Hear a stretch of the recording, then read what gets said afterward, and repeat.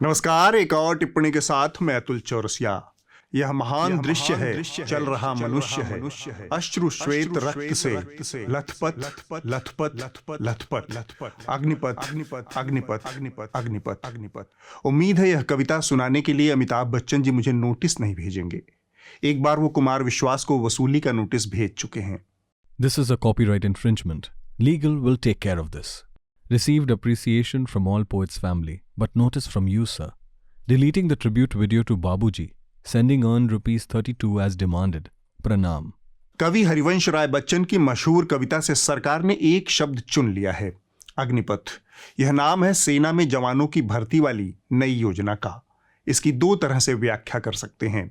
फिलहाल यह योजना सरकार के लिए अग्निपथ बनती दिख रही है। दूसरे तरीके से आप कह सकते हैं कि सिर मुड़ाते ही ओले पड़ गए। यह हिंदी भाषा की खासियत है कि दो सरासर विपरीत गुण वाले तत्व एक ही भाव को व्यक्त करने के काम आ जाते हैं, आग और बर्फ। हालात नाजुक हैं। फौज में नौकरी करने की चाह रखने वाले युवा इसे धोखा मान रहे हैं, क्योंकि बीते 2 सालों से सरकार ने फौज में नियुक्तियां रोक रखी थी। और अब ये नया शगुफा खार खाए युवा अब इस नीति के खिलाफ सड़कों पर उतर गए हैं। कमोबेश ऐसी ही प्रदर्शन की तस्वीरें बिहार के कई जिलों से आ रही हैं। अगर हमारा युवा का बात कोई ना सुनेगा तो हमारा आंदोलन जारी रहेगा। अगर हम फौज में नहीं गए तो उसके लिए मरना सही है। मंजूर है, हम मरेंगे।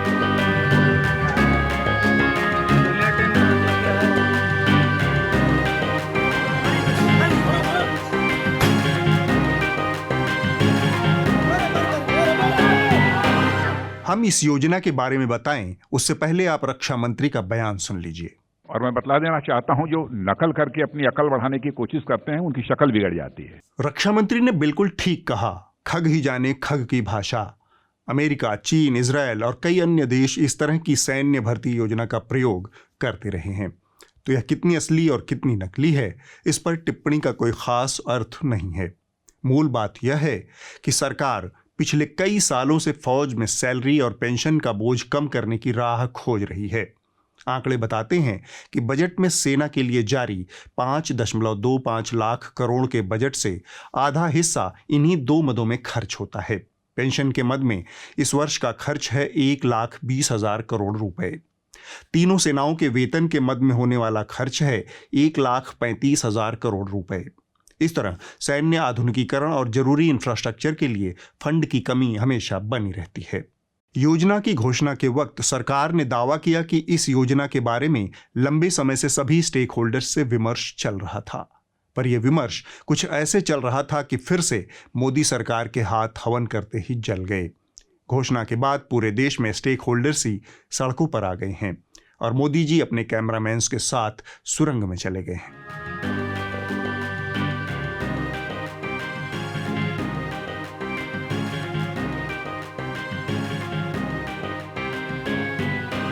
सरकार सेना के तीनों अंगों में जवानों की भर्ती के लिए अग्निपथ योजना लाई है।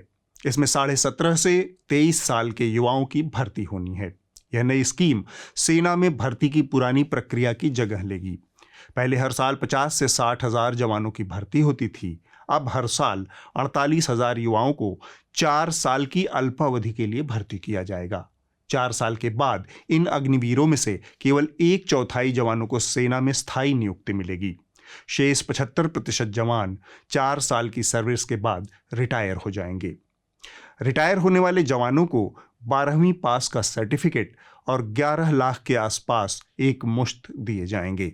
घोषणा करते समय सरकार ने इन जवानों को केंद्रीय सशस्त्र पुलिस बलों और राज्यों की पुलिस में वरीयता देने की बात कही थी।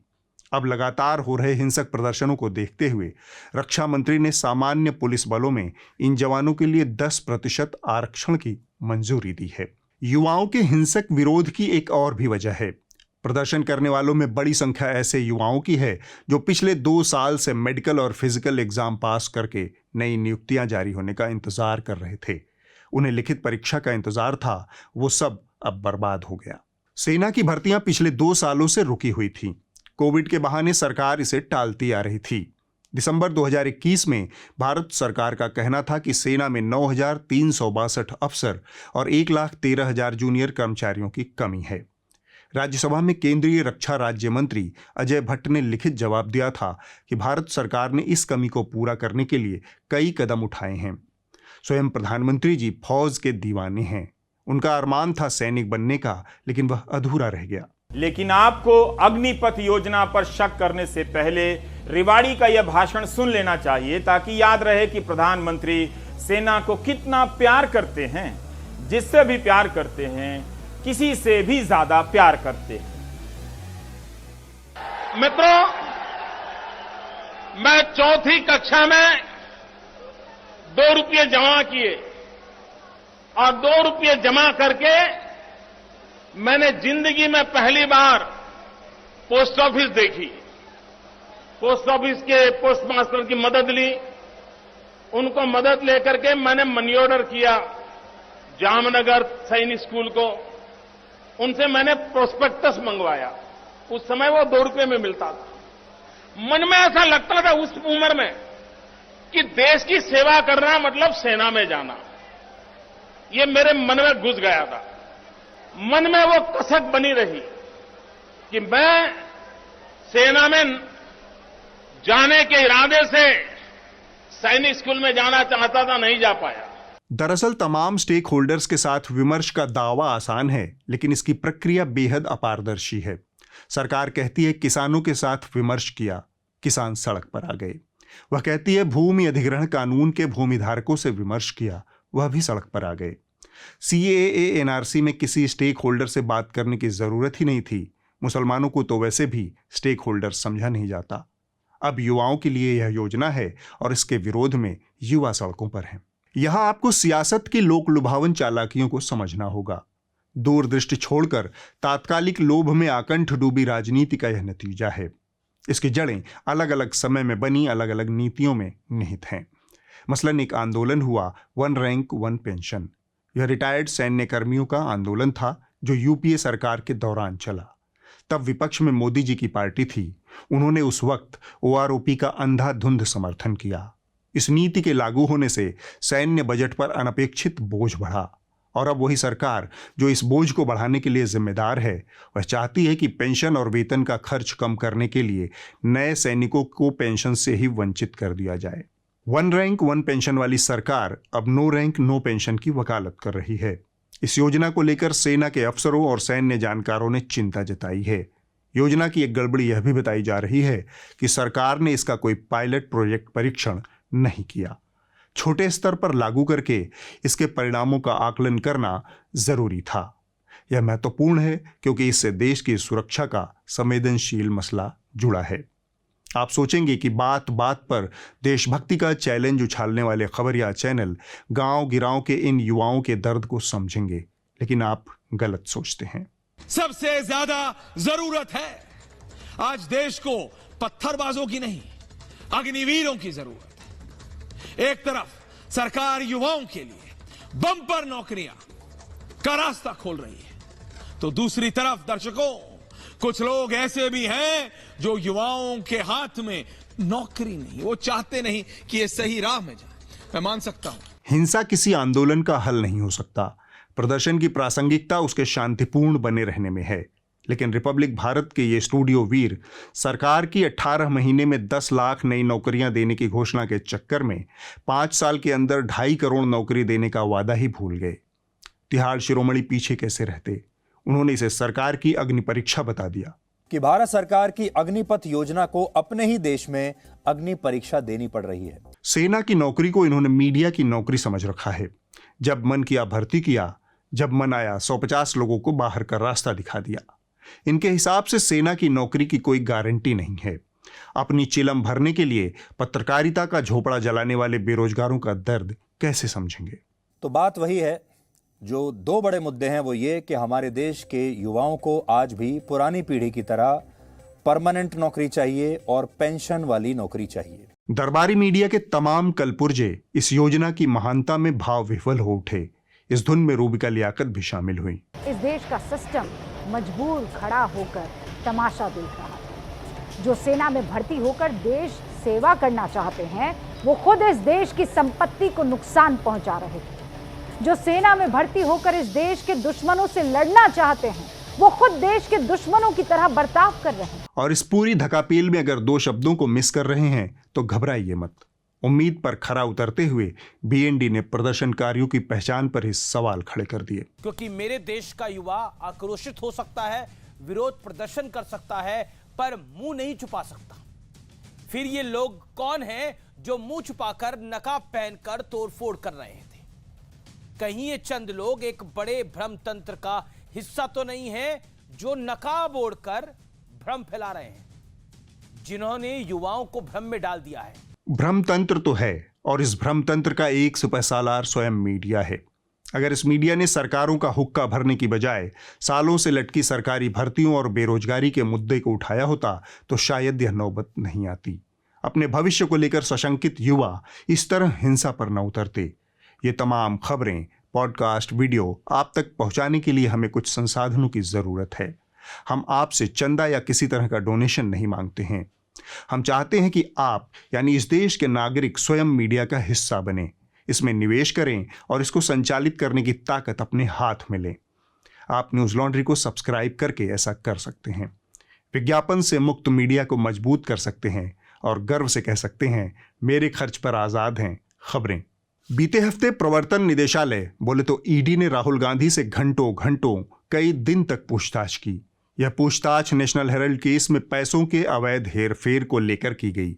अपने भविष्य के अध्यक्ष को सरकारी एजेंसी के सामने पेश होता देख कांग्रेस के नेता एक झटके में अपनी आरामगाहों से निकलकर जेठ की तपती दोपहरी वाली सड़कों पर आ गए। By the police, however, very shocking visuals there of Renuka Chaudhary actually pulling the collar of one of the policemen during that protest that took place there. आज राहुल गांधी जी की तीसरे दिन भी ईडी के कार्यालय में पूछताछ हो रही है। आज कांग्रेस कार्यालय के सामने राहुल जी संघर्ष पुलिस ने लाठीचार्ज किया।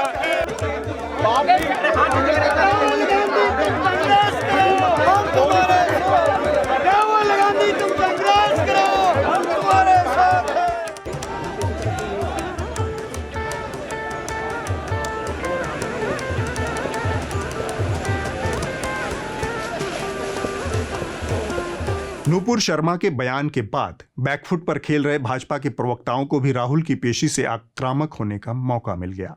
लेकिन असली मौका हुड़क चुल्लुओं के हाथ लगा, जिन्होंने इस मौके को हाथों हाथ लपका। कि कांग्रेस ने इस प्रदर्शन के लिए बड़े चेहरे तो बुला लिए, लेकिन भीड़ कहां से लाते? तो भीड़ भाड़े पर बुलानी पड़ी। ऐसी भीड़ जिन्हें कुछ नहीं पता, सिर्फ आकर खड़े हो गए। ये देखिए जरा, ये भाड़े पर बुलाए हुए कार्यकर्ता जिन्हें ए पता न बी पता न सी पता, सिर्फ आकर नारेबाजी करनी थी। तो आज इन भाड़े के कार्यकर्ताओं की पोल रिपब्लिक ने खोली जब इनसे पूछा कि आखिर राहुल को क्यों न्योता दिया गया, क्यों पेशी हो रही है, क्यों ईडी में आए। नमस्कार, आप सभी का बहुत-बहुत स्वागत है। मेरा नाम जुबिका लियाकत है। क्या आपने हाल के दिनों में किसी मुद्दे पर कांग्रेस के छोटे कार्यकर्ता से लेकर बड़े नेता तक को सड़क पर उतरकर प्रदर्शन करते देखा? अब आप ही बता दें। क्योंकि आज सुबह कांग्रेस के छोटे से लेकर बड़े नेता तक राहुल गांधी के समर्थन में दिल्ली में जमा हो गए। सिर्फ दिल्ली में ही नहीं जमा हुए, बल्कि राज्यों में भी जोरदार प्रदर्शन किया गया। यहाँ तक कि 2 राज्यों के मुख्यमंत्री विरोध प्रदर्शन में शामिल होने के लिए पहुंचे दिल्ली। सरनेम में गांधी जुड़े होने के नाम पर आज सत्याग्रह का तमाशा बनाया गया। सवाल है कि क्या ये जांच एजेंसी पर दबाव बनाने की एक बड़ी कोशिश थी? लेकिन सुधीर चौधरी का अंदाज एकदम अलहदा, चमकीला, मानो अल्युमिनियम के बदरंग बर्तनों के बीच ब्रासों से चमकाए हुए पीतल का कोई बर्तन। आज महात्मा गांधी की आत्मा बहुत दुखी होगी। आज महात्मा गांधी की आत्मा बहुत दुखी होगी। और उसके 2 बड़े कारण हैं। पहला, सत्य के खिलाफ अन्याय से लड़ने के लिए उन्होंने जो सत्याग्रह शुरू किया था, उसी सत्याग्रह का आज भ्रष्टाचार के मामलों में पूछताछ से बचने के लिए दुरुपयोग हुआ है। जी, ये हमारे कान नहीं बज रहे। नित्य प्रतिदिन गांधी को अनेक भांति मारने वाले आज गांधी की आत्मा की बात कर रहे हैं। और महात्मा गांधी खुलकर भगत सिंह का साथ नहीं दे रहे।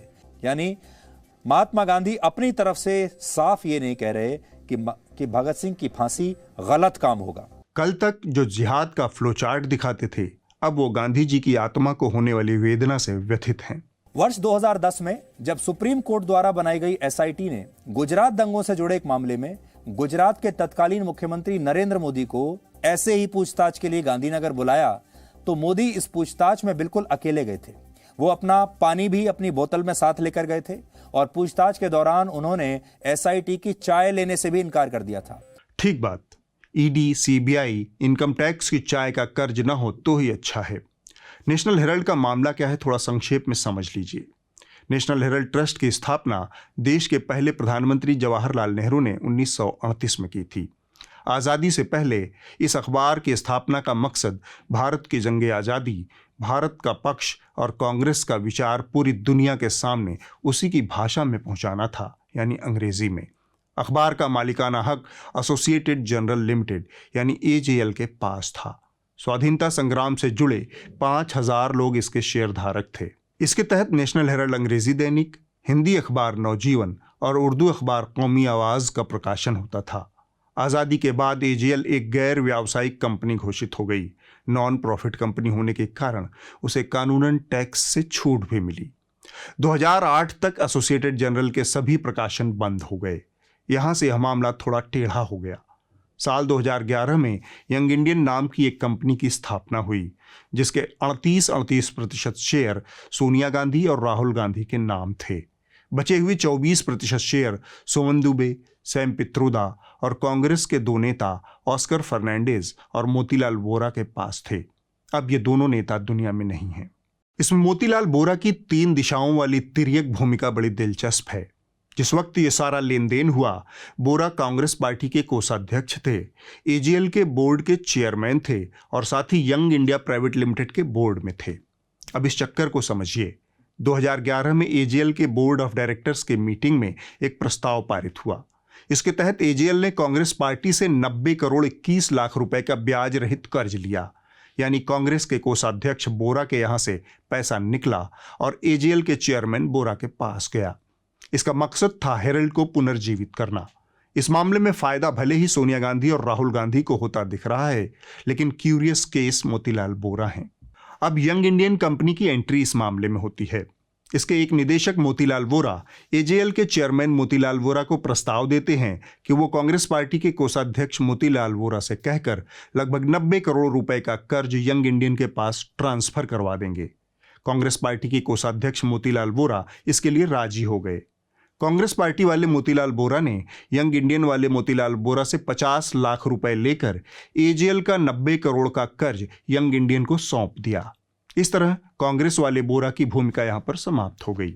अब एजेएल वाले बोरा ने यंग इंडियन वाले बोरा को प्रस्ताव दिया कि 90 करोड़ रुपए लौटाने की स्थिति तो है नहीं, आप इस कंपनी के 10 रुपए की कीमत वाले 9 करोड़ शेयर ले लीजिए।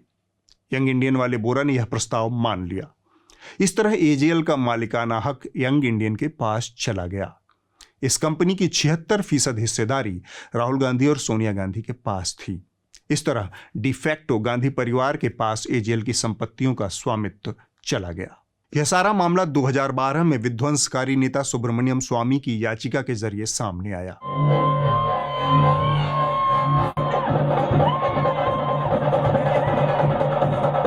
स्वामी का आरोप है कि यह सारी कागजी कलाबाजियां यंग इंडियन को एजेएल का मालिक बनाने के लिए की गई।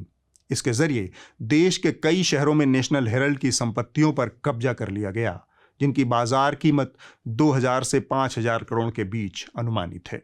अब वक्त है इस हफ्ते की रिपोर्ट का।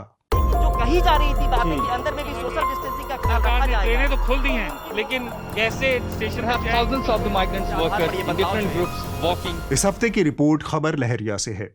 रिपोर्ट उत्तर प्रदेश के प्रयागराज जिले के बिहारिया गांव की है, जहां 1970 से कई आदिवासी परिवार बसे हुए हैं, लेकिन अब पूरे गांव को हटाया जा रहा है, जिससे वहां रहने वाले लगभग 100 परिवारों के बेघर होने का खतरा पैदा हो गया है। जिला प्रयागराज है, ब्लॉक शंकरगढ़ है, गांव बिहरिया है, मजरापुरवा है। ये गांव सन 70 से बसा हुआ है, लेकिन इस गांव को अब हटा रहे हैं, जबकि जब लोग बसे थे तो ये पूरा जंगल था। सन 2007 में यहाँ 5 सरकारी आवास बने थे, तब कोई नहीं रोका था। अब इस समय 14 आवास आए हैं, तो यहाँ लोगों को आवास नहीं बनाने दे रहे हैं, कह रहे हैं कि काश्तकारी जमीन है। 14 आवास आया है, आधा आधा उठ गए, बाकी कुछ नहीं रोक दिए। कौन लोग रोके? ठाकुर एक दिन खर जमीन है, कहते हमारी जमीन है। तो तो आप लोग देख रहे हैं कि उनकी पट्टा में है ये? पट्टे में तो उनके नहीं है। एक जिसके पट्टे में सब मतलब अपने में नापे हैं कि ये हमारा है, हमारा कहीं सरकारी नाप का भी नहीं होता है। अगले हफ्ते होगी एक और टिप्पणी। नमस्कार। उत्तर प्रदेश से लेकर मध्य प्रदेश तक बुलडोजर की घटना अपने चरम पर है। आप सब लोगों ने इसे देखा भी होगा, सुना भी होगा, खबरें भी देखी होंगी। इस परिघटना को समझने के लिए हमारे 2 रिपोर्टर्स इस समय फील्ड में हैं और हमारा नया एनएल सेना प्रोजेक्ट इसी बुलडोजर परिघटना को समझने के लिए है। एनएल सेना के जरिए हम डीप डाइव ग्राउंड रिपोर्ट्स करते हैं, तो आप इसको समर्थन दें ताकि हमारा यह एनएल सेना प्रोजेक्ट जल्द से जल्द आपके सामने हो।